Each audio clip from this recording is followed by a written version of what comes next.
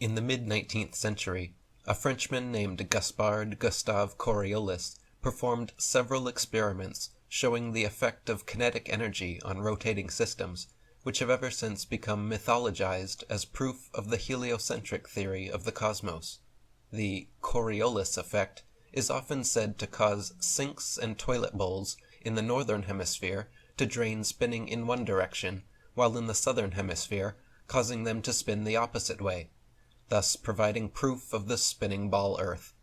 Once again, however, just like Foucault pendulums spinning either which way, sinks and toilets in the northern and southern hemispheres do not consistently spin in any one direction. Sinks and toilets in the very same household are often found to spin opposite directions, depending entirely upon the shape of the basin and the angle of the water's entry, not the supposed rotation of the Earth.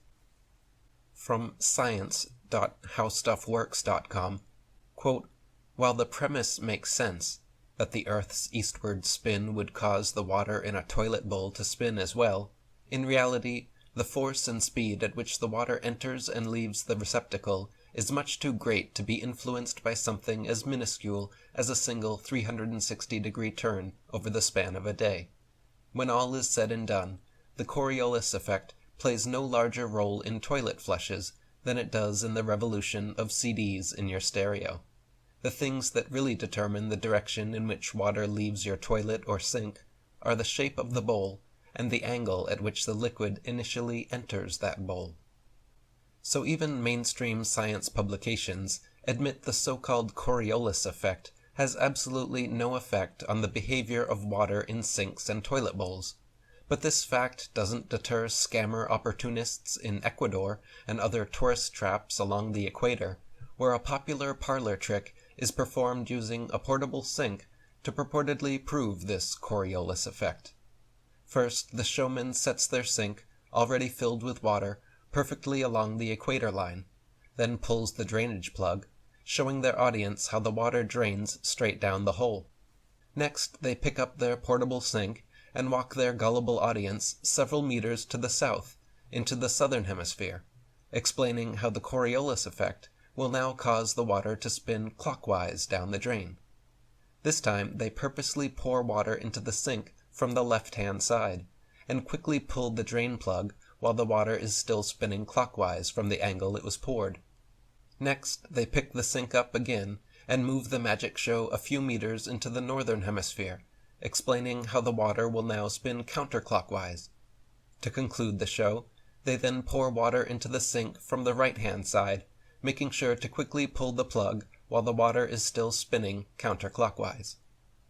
The Coriolis effect is also said to affect bullet trajectories and weather patterns as well, supposedly causing most storms in the northern hemisphere to rotate counterclockwise, and most storms in the southern hemisphere to rotate clockwise, to cause bullets from long-range guns to tend towards the right of the target in the northern hemisphere, and to the left in the southern hemisphere. Again, however, the same problems remain. Not every bullet, and not every storm, consistently displays this behavior, and therefore cannot reasonably be used as proof of anything.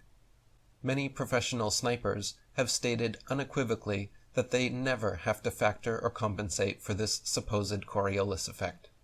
Sniper bullets are actually affected by wind, temperature, humidity, barometric pressure, sight aperture, and human error, not the alleged spin of the Earth.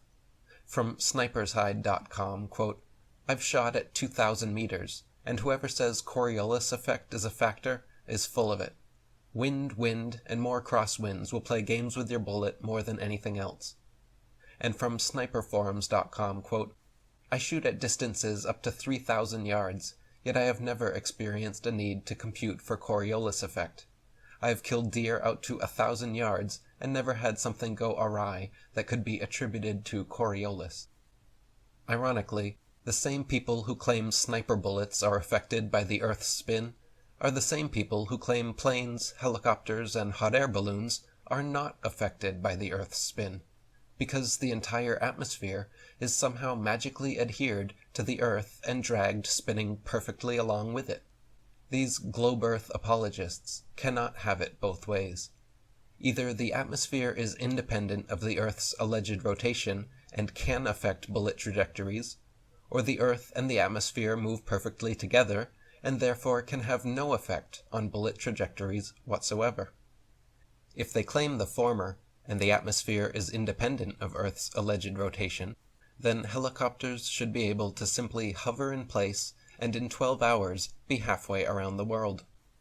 Or if they claim the latter, that the Earth and atmosphere do move together, then they are admitting that the so-called Coriolis effect is non-existent and could have no effect on bullets or weather patterns.